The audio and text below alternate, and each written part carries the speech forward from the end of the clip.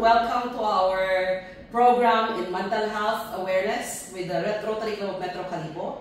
And today, we're very excited with our guests. Of course, bago ang lahat, ang ating team ngayon is New Year, New You Reflection and Goal Setting for 2025. And again, we're live and alive here at Bean and Hops. Thank you to our partner for giving us a very beautiful venue. Of course, dahil maulan ngayong araw, imbis na nag-outdoor tayo, nasa indoor kami ngayon. But still, it's still beautiful. So thank you, Bean and Hops. And of course, together with our Director for Public Image, immediate past person Ricky Molo, behind the scene, nandiyan siya ngayon. Kumakaway pa, hindi mo siya makikita, you know. But anyway, again, welcome to our mental health program with the team New Year, New You Reflection Goal Setting for 2025. Joining us and joining me here is Rotarian Atia Christy Aya Tropa, RPM JB Psychometrician from NeuroPro Psychological Services. Bati muna tayo, Rotarian Aya. Hello, good afternoon to everyone. May tayo Junyad lang. Alright, and together with us, of course, our new faces for our Rotary Club of Metro Calibo Prospect members. Oh, di ba? Invited na kaagad sila, eh, no? We have Miss Jana Lea Felizardo. She's a teacher 3 at New Washington National Comprehensive High School. Welcome to the show. Thank you, ma'am. Thank you for having me. Thank you. All right. And of course, Pastor Tony L. Kasungkad, a life coach and pastor at Conqueror City Church in Calibo. Magandang hapon po, Pastor. Yeah, maraming salamat po at magandang hapon din po sa iyo. Salamat sa inyo tatlo. And of course, Aya here is my fellow Rotarian, and because this month is Vocational Service Month, Aya is also giving us and rendering her service for us being a psychometrician. So this year, we're very lucky to have Aya as our new Rotarian, and she's a psychometrician by classification. And of course, your host this afternoon, Past President Megslan. Again, you're watching Rotary Club of Metro Calibo. Of course, kanina si Aya sabi ko psychometrician. Ano ba ang psychometrician, Rotarian Aya? Bali po, ako po ay graduate ng psychology sa University of the Philippines, Visayas. And then, kumuha po ako ng board for psychometricians. And then, as to the job, no, we are allowed to conduct testing, yung mga group tests po, such as, for example, personality tests and IQ tests. That's it. And also, we assist the psychologists in conducting testing, and also we are also doing the interview and also the psychological reports. Alright, so marami kayong clients, mapabata, matanda, in between, gano'n. Yes. Lahat ng profession. Yes po. Ayun, alright. So, I hope naintindihan nyo na yun. Okay, so let's go to our team, yung ating reflection and goal setting for 2025. Alam ko, kasama kasi yan sa ating self-awareness na alam natin yung mga nangyari before at alam natin yung pwedeng i-correct for the coming year. Especially ngayon, New Year 2025. Punta tayo kay Jana as a teacher, Miss Jana. Alam ko marami kayong stress sa school. Pero ano yung reflection mo last year pagdating sa school natin? As a teacher po, although the workload is there, teaching is very important. Although yung mga kids nga po today, nowadays they are very chaotic. So, nandyan po yung burden sa mga teachers na What were the mistakes or points of improvement, and nanggagaling sa iyo yun. So, ikaw mismo yung nag-iisip kung ano yung mga learnings mo. And then, yung next is, you don't just stay there. You don't become stagnant. Of course, you will seek to grow. So, yan yung points for improvement natin, and we have to have a degree of, kumbaga, awareness and self-awareness as to what you will do.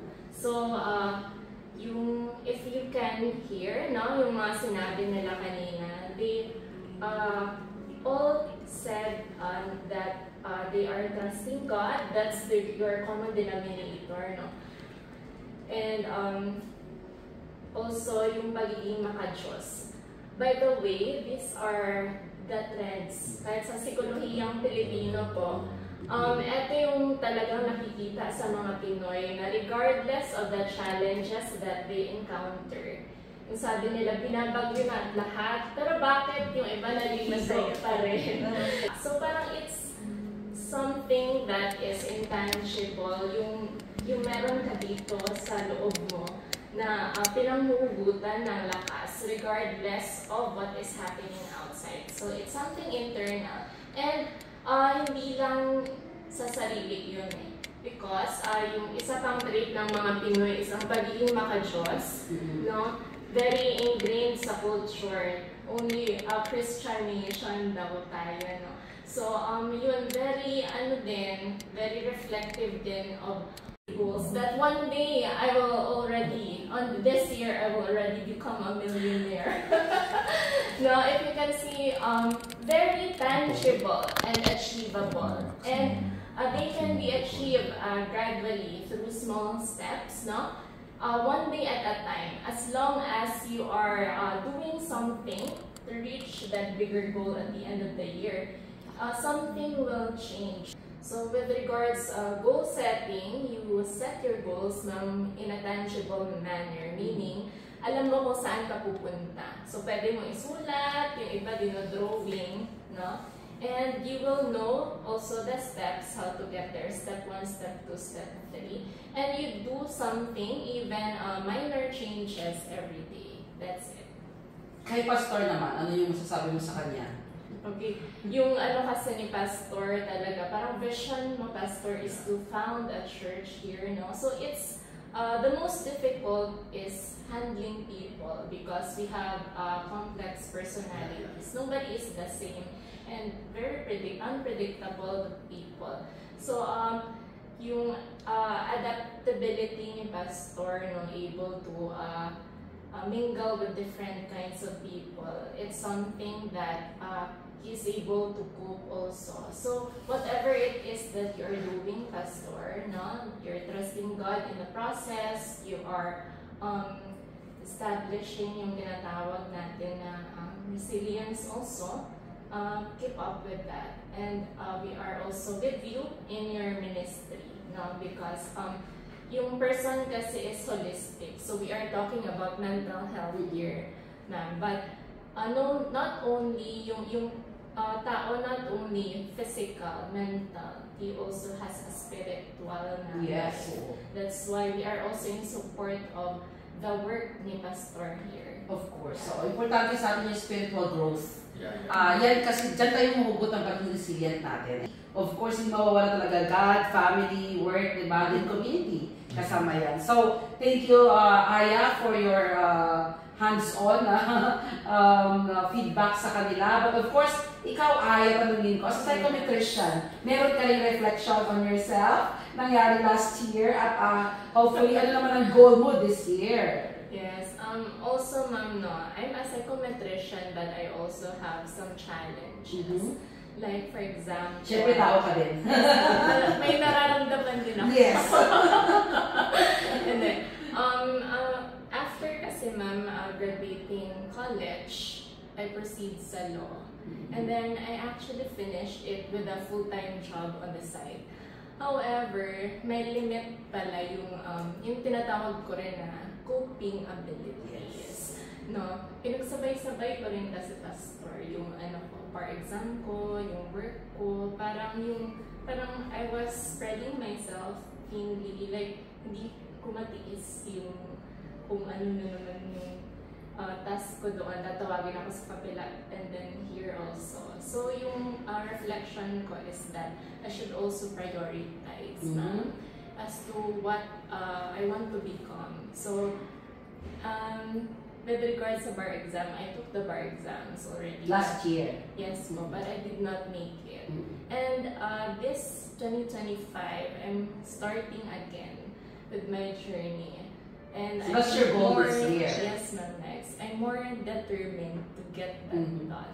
But you have a different process this time? Yes, and this time, I'm no longer afraid to seek help from others. There you are. Yes, kasi nandiyan lang naman yung family members ko pala, and also yung assistant ko, who is also very efficient. Yes. So, I'm no longer afraid to delegate the tasks because I also trust you na she is already well trained. Okay, That's very hard. good. O, at least, di ba, ikaw mismo may realization, no? Yes. Di ba, syempre di mo sila robot ito. Tao din si Aya, being psychometrician. Ako, di mo ako tatanungin. Tinatanong ko tanong kasi nila, paano ko daw nakayanan lahat ang ginagawa ko sa community. Actually, 80% of my life is in the community. 20% lang yung trabaho ko totoo. Yung meron ko sweldo.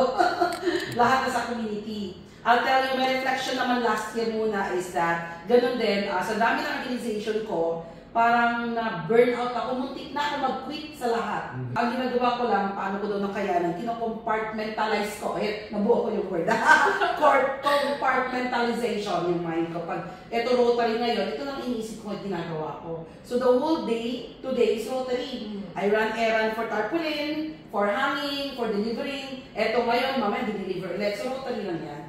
Pagdating sa Red Cross lang din. Pagdating sa IGA, because I'm working in IGA ganun din. So parang ganun ako kung paano pinocope yung sarili ko. And pagka-stress na ako, nagpapatugtog ako ng Christian song sa bahay. Relaxing. Dalawa yun. Alam nila doon. Owen, my favorite, of course. At saka yung relaxation ko na music. So either in the morning yung aking praising songs, sa gabi naman yun, habang ginagawa rin ako online. Sabi ko nga kay Aya yesterday, we were talking about this today. Nakakalendar lahat ang ginagawa ko. At pag chinek ko yun, natapos ko the whole day, accomplished ako. Happy ako sa ginawa ko na. And my goal this year, binawasan ko na ng isa ang aking organization. Malapit na rin bawasan ko more para alam ko na ma-focus ko yung aking resources in this. Ito lang na organization, parang gano'n. Iniisip ko lang yung kung saan lang ang aking top priority na organization. Because sa dami ng organization na ginagawa or hinahawakan ko, nag-spread yung resources ko. So pag nag-type ka sa kabila, type lahat yan. So parang, mag-burn out ka talaga. Diba? Hindi na yung type, pati effort, physically, you're drained, mentally, you're drained, pagod din. Although happy ako, ang importante kasi sa akin, at the end of the day, happy ka sa ginagawa mo, di ba, Pastor? At saka yun nga, isa yun, don't forget yung hope mo lagi sa taas kay Lord. Di ba? Yun ang ating laging sinasabi rin sa ating mga kasama na kahit sobrang busy mo, do not forget to pray, do not forget to have hope, and of course, after that, resilient ka eh. Di ba? Kahit anong mangyari, happy ka at the same time, bumabangon ka. Diba? So yung goal setting this year, tuloy natin lahat yan. Let's move to that goal na hopefully improving. Hindi siya yung babalik ka dun sa dati. Yung goal ko ngayon na babawasan ko maybe another 2 more, babawas ko dun out of 11 or 12. Para naman yung resources ko kasi importante. Nakafocus din kung saan dapat siya ilalagay. So gano'n. This afternoon, again, we're live sa ating venue sa Binan Hops. Thank you very much sa aming partner and of course sa ating Director of Public Image. Nandiyan lang siya behind the scene. Siya yung ating cameraman. ang recording at all. And yung guest natin ngayon, of course, kasama ko si Rotarian Aya, ating psychometrician by classification. So, vocational service tayo ngayon. Then we have guests Teacher Jana and Pastor Tony. Parting words, thank you again po for joining us and we'll get your parting words kay Pastor muna tayo. Masasabi natin sa ating mga nanonood ngayon. Okay, so first and foremost po ay nais ko pong magpasalamat sa Panginoon sa isang napakagandang opportunity po na na makasama po kayo and to be part of this program.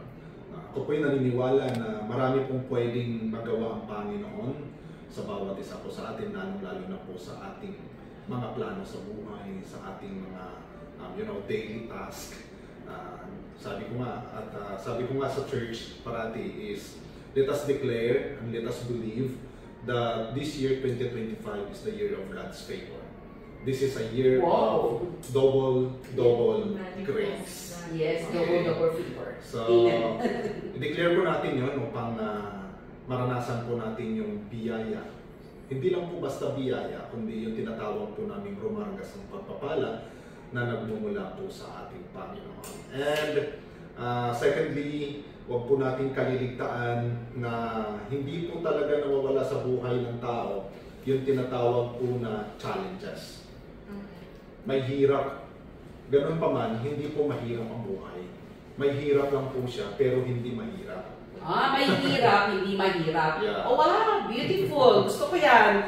That's the new learning today. Sa bawat pagsubok po na ating nararanasan, huwag po nating tambayan. Huwag tambayan, Yeah. dadaan. Dadaanan naman. Okay. Huwag po tayong tumambay sa problema. Lagpasan po natin siya.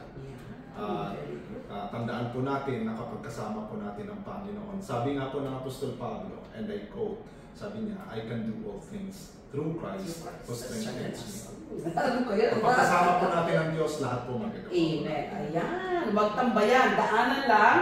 Mahirap, pero hindi mahirap. Yeah, Oh. O, nasarap na kami ng Bilanhaps. Alright. Okay, Miss Chana, go! Katulad din nga po, first and foremost, I'd like to thank po the Kalibo, yes. Metro Kalibo po. Thank you for the invitation. Maraming salamat po sa community na ito kasi nga po, they are promoting the mental health of all the members as well as other kami po na guests. It is very important nga po na to have this kind of conversation kasi nga po to be open to a pastor, to a psychometrician, to ma'am. It is nice to say our thoughts, our feelings. So this is one of the ways to cope nga po sa ating stress and our mental health, to share to other people. So thank you so much for this opportunity. You're very much welcome. Aya, your parting words. As a Rotarian, as a psychometrician. Okay, so thank you also for giving me this opportunity to impart my advocacy, ma'am. And not only this time, no, because I've been with you and I've been enjoying my time here sa Rotary of Metro Kalibo. And today, I did not just teach, no? I also learned from you. Yung tinatawag natin brainstorming po, no?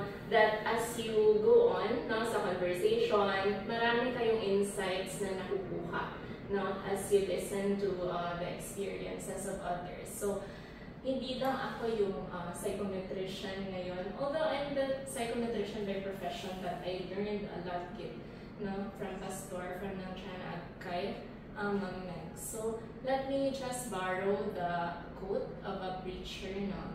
Yung sinasabi niya palagi is, obey God and leave all the consequences to Him. Fight all your battles on your knees and you will surely win. So that's it. So you trust God in your journey in the process, no? Regardless of the challenges, no? Yung hirap, you still have someone to cling to. So yes. That gives us hope, no? Because we don't just trust ourselves, we trust someone who is more powerful than we are, someone omnipotent. Yes, okay. Oh, I agree to that. Okay, so thank you very much. And of course, sa Metro Kalibo po, meron kaming mental health program. And isa ito sa ating mga awareness campaign, yung the live show. And other than that, of course, we're doing our best also to remind people once in a while on our page about mental health awareness, yung mga paalala, reminders, kung ano gagawin natin, ganyan. So, depende kung ano yung ilalabas ng ating public image director, antabayan natin yan. But of course, Rotary Metro Kalibo gave you space to converse like this, no? To end the stigma and of course to also talk about safe space. So yan, thank you very much for being with us today. Thank you, Bilanhaps, sa masarap na kape at saka yung aking favorite na passion fruit tea, bongga. Cheers tayo ngayon. Salamat sa inyo. Thank you very much. And of course, until then, past, present, next time po your host today. God bless. See you. Bye.